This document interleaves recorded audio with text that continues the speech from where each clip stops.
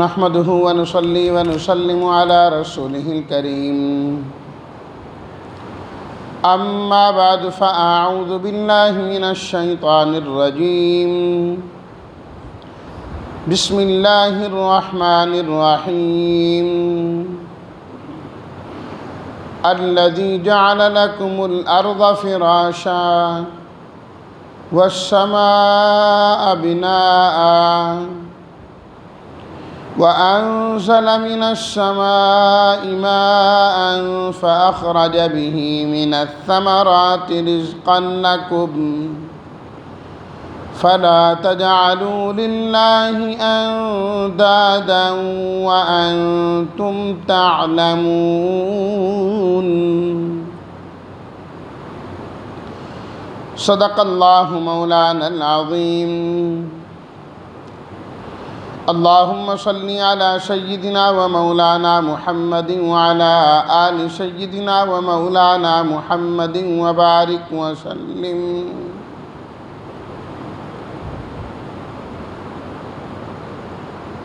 وہ جس نے بنایا تمہارے لیے زمین کو بچھونا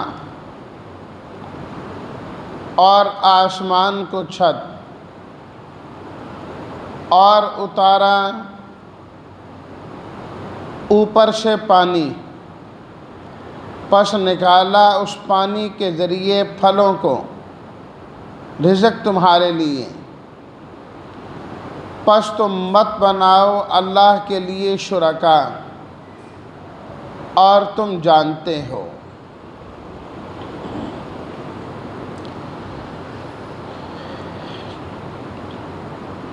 سورہ البقرہ کا سب سے پہلا حکم جو اللہ تعالیٰ نے اس میں دیا کہ تم یہ کرو،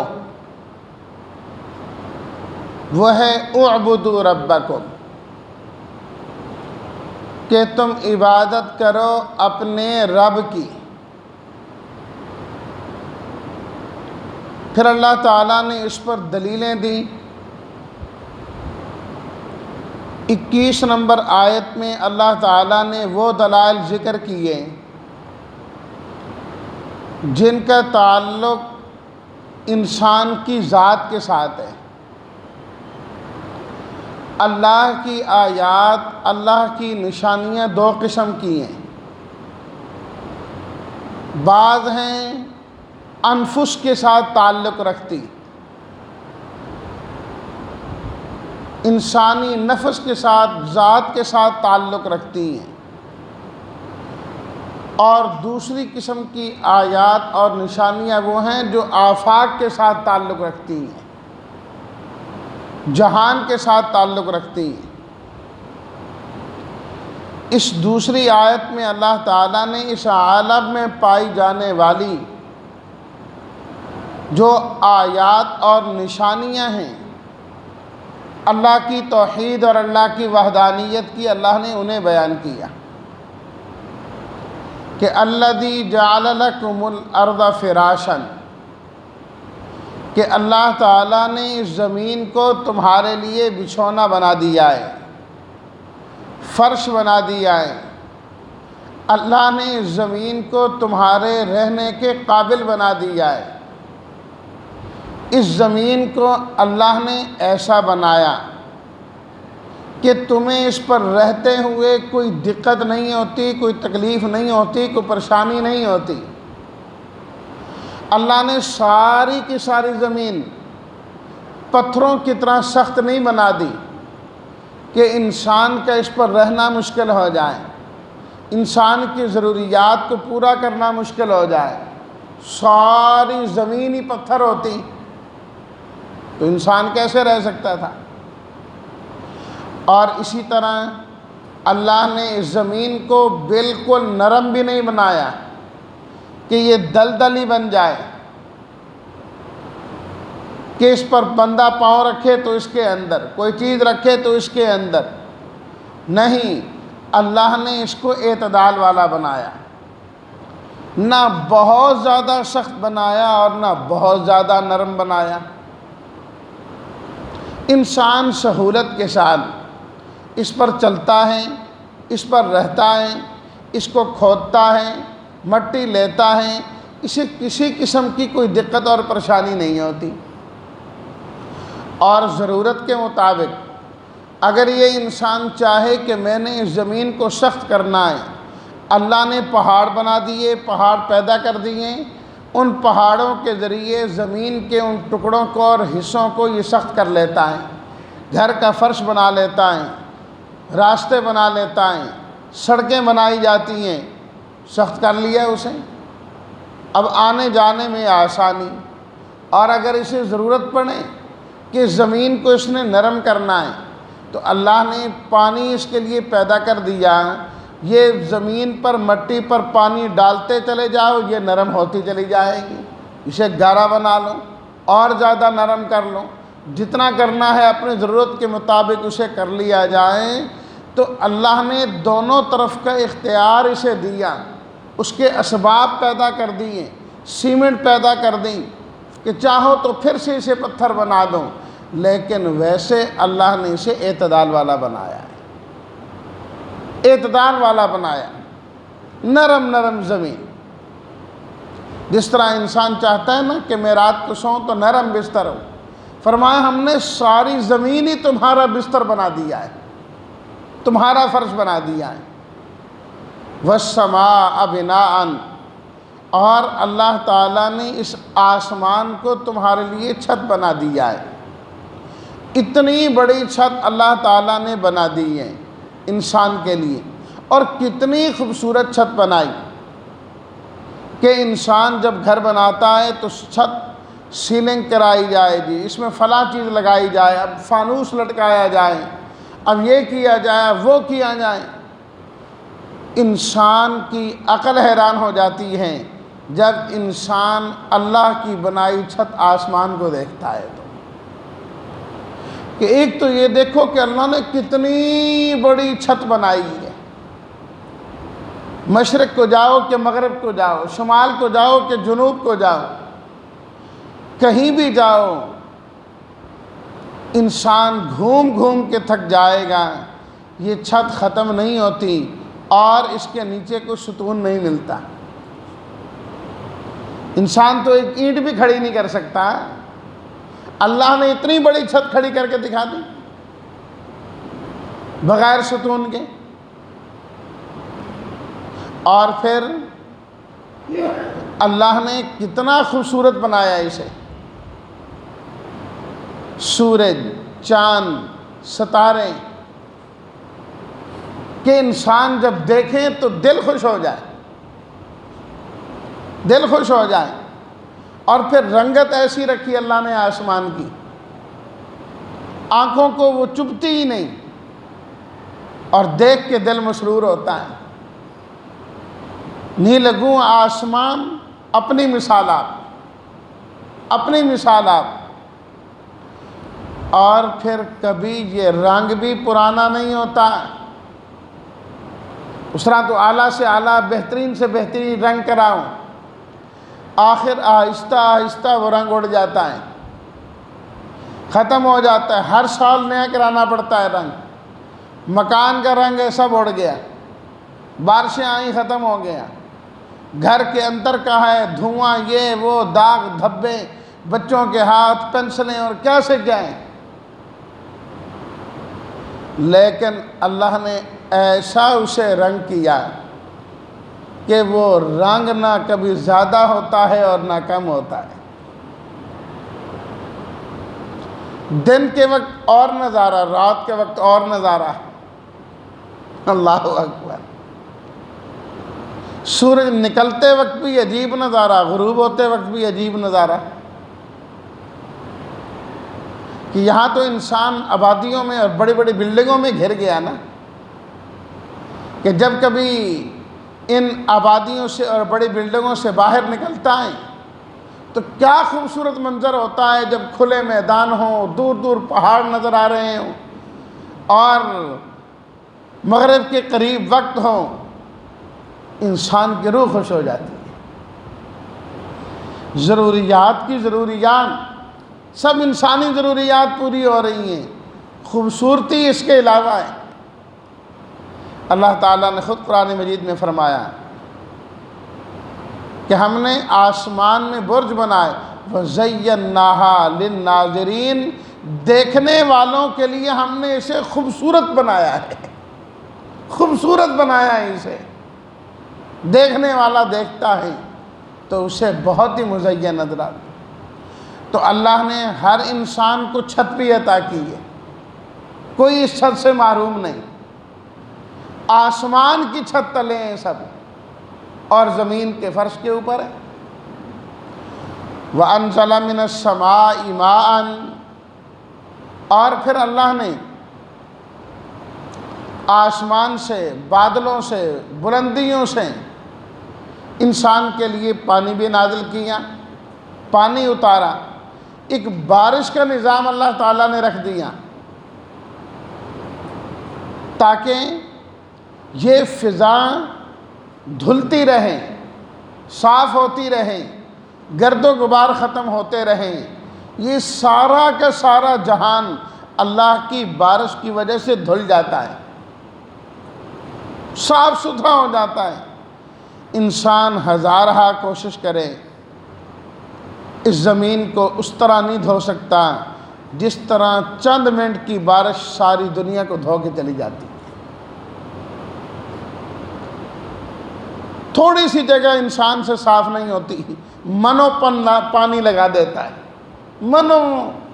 من پانی چلا جاتا ہے، کیا جی گھر کیسے انصاف ہو رہا ہے، پھر کہتا ہے یار یہ تو مٹی ادھر کی ادھر ہے۔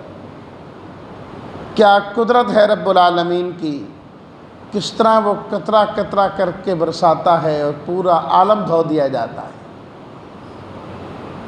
وَأَنزَلَ مِنَ السَّمَاءِ مَاءً، بارش کا ایک پورا نظام رکھا، کہاں اللہ نے سمندر بنائے اور پیدا کیے، کہاں وہ بادل اس پانی کو لیتے ہیں اور کس طرح ہوائیں اٹھاتی ہیں، اور کس طرح رب العالمین پوری دنیا میں ان بادلوں کو پھیلاتے ہیں۔ کہاں سے اٹھایا، سینکڑوں میل سفر کر کے کہاں جا کے برستے ہیں۔ فرمایا یہ خود نہیں، یہ اللہ کے فرشتے مقرر ہیں جو ان بادلوں کو وہاں لے جاتے ہیں جہاں پہنچانے کا میرا رب حکم دیا کرتا ہے، وہاں پہنچتے ہیں، اور پھر وہاں جا کے بارش اتنی ہوتی ہے جتنی ضرورت کی ہوتی ہے۔ اور پھر کیا ہے، یہ بھی نہیں کہ سارا پانی اکٹھا ہی پھینک دیا جائے وہاں پر، نہیں، تھوڑا تھوڑا تھوڑا کر کے آتا ہے، ورنہ اکٹھا آ جائے جہاں گر جائے تو علاقے کے علاقے ہی صاف ہو جائیں۔ تھوڑی دیر میں قطرے قطرے قطرے قطرے نازل ہوئے، کتنا پانی نازل ہو گیا۔ اور بہت سارا پانی وہ ہے جو اللہ تعالیٰ زیادہ بارشیں پہاڑوں پر کراتے ہیں اور وہاں اس پانی کو محفوظ کر دیا جاتا ہے۔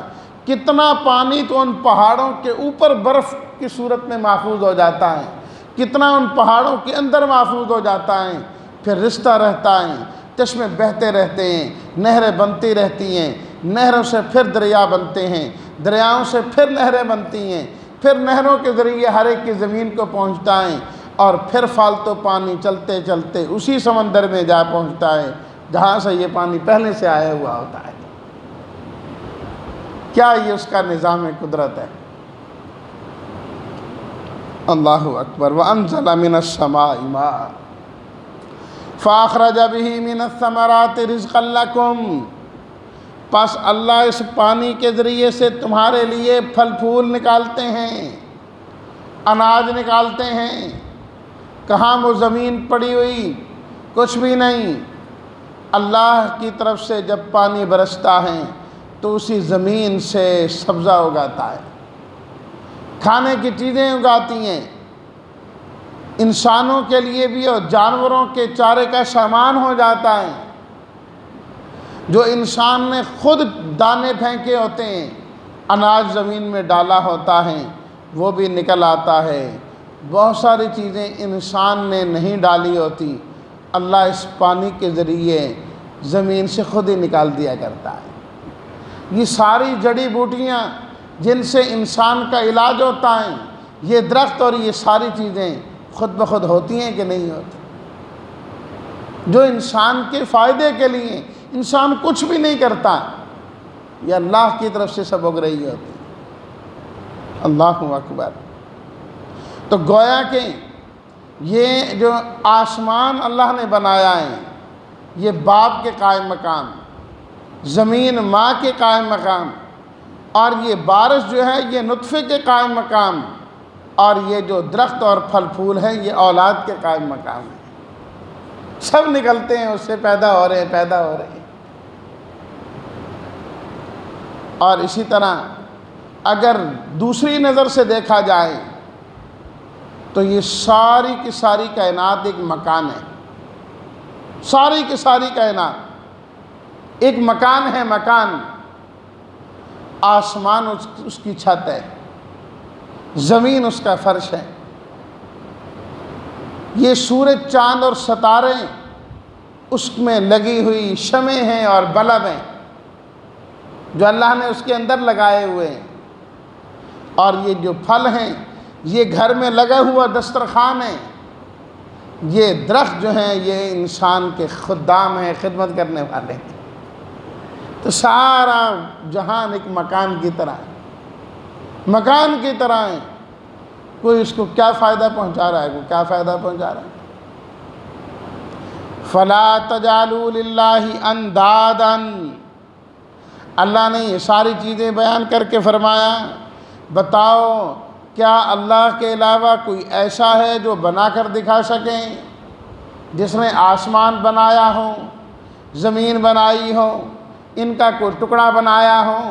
لے آؤ نا تم ان کو جنہوں نے کوئی آسمان اللہ کی مخلوق جیسی اس نے بھی کوئی پیدا کی ہو. کوئی نہیں. جب اللہ کے علاوہ یہ کوئی نہیں کر سکتا تو فَلَا تَجْعَلُوا لِلَّهِ أَنْدَادًا، پھر تم اللہ کے شریک بھی نہ بنایا کرو نا. اللہ کی بنائے ہوئے گھر میں رہنا ہے، اللہ کی بنائی چھت کے نیچے رہنا ہے، اس کے فرش کے اوپر رہنا ہے، اللہ کا دیا ہوا کھانا ہے. کچھ تو شرم کرو. اس کی زمین پر کھڑے ہو کر اس کا کھا کے نام کسی اور کا لیتے ہو. وَأَنَّ الْمَسَاجِدَ لِلَّهِ، فرمایا کہ جس زمین پر کھڑے ہو کر تم غیر کو سجدہ کرتے ہو، غور سے سنو، وہ زمین بھی میری اللہ کی پیدا کردہ ہوتی ہے. للہ، وہ زمین اللہ کی ہے. جس زمین پر تم سجدہ کسی غیر کو کرتے ہو. اس لیے فَلَا تَدْعُوا مَعَ اللَّهِ أَحَدًا، اللہ کے ساتھ کسی اور کو نہ پکارا کرو، کسی اور کو نہ شریک کیا کرو. جتنی نفرت اللہ کو شرک کے ساتھ ہے، اتنی نفرت اللہ کو کسی اور چیز کے ساتھ ہے ہی نہیں، ہے ہی نہیں ہے. کسی قسم کا شرک ہو، اللہ کی ذات میں شریک ٹھہرانا، صفات میں کرنا، عبودیت میں کرنا، عادت میں کرنا، اللہ کے کاموں میں کرنا، یہ کہنا کہ اللہ کی اولاد ہیں، ان ساری چیزوں سے اللہ کو نفرت ہے. اور بلکہ حدیث قدسی میں تو یہاں تک آتا ہے، نبی کریم صلی اللہ علیہ وسلم نے فرمایا کہ اللہ تعالیٰ فرماتے ہیں شتمنی ابن آدم، یہ انسان کی اولاد، یہ اولاد آدم مجھے گالی دیتی ہے. گالی، یہ بندہ مجھے گالیاں دیتا ہے. پروردگار وہ کیسے؟